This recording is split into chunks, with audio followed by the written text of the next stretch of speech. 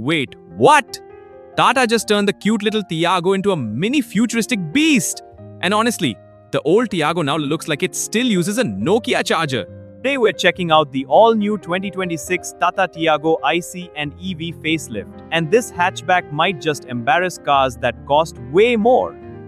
Hello everyone and welcome back to Turbo Torque Media, the channel where torque talks louder than marketing brochures.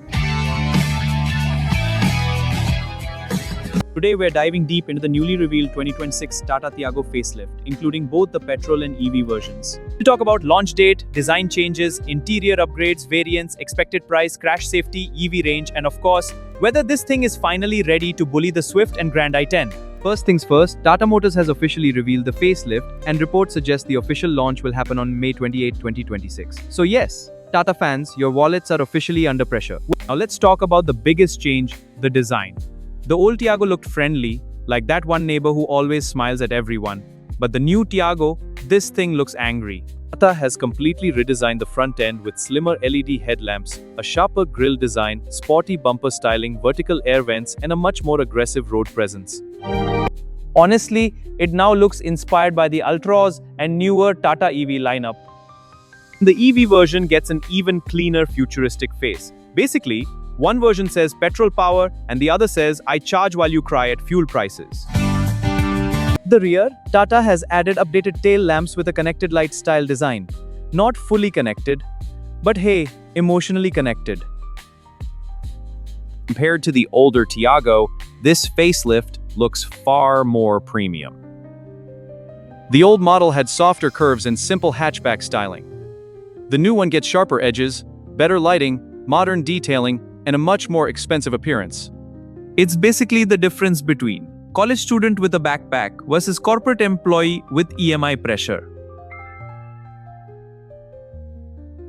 Now the interior hasn't been fully revealed yet, but reports suggest Tata will add a larger touchscreen infotainment system, updated digital instrument cluster, revised dashboard theme, and possibly a 360-degree camera. And if Tata actually gives ventilated seats in the future, then honestly, Indian summers may finally stop attacking humanity.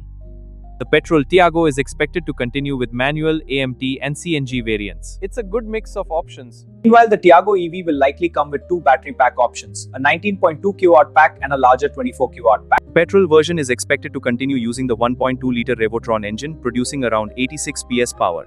And honestly, it's not a drag racer, but for city driving, daily commutes, and occasional highway runs, it does the job pretty well. The EV version could continue delivering up to around 293 kilometers of claimed range depending on the battery pack.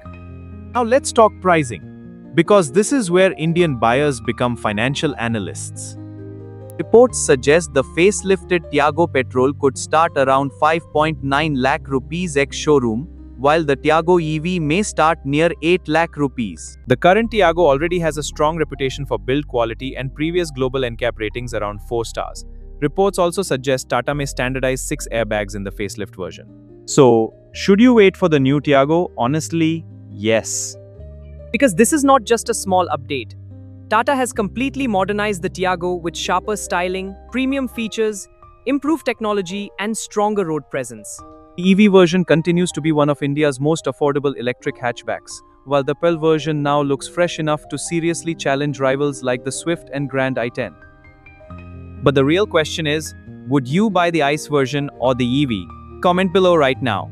If you enjoyed this review, make sure to like, subscribe, and turn on the notification bell because Turbo Talk Media brings you the latest automotive news, reviews, and insane car content before everyone else.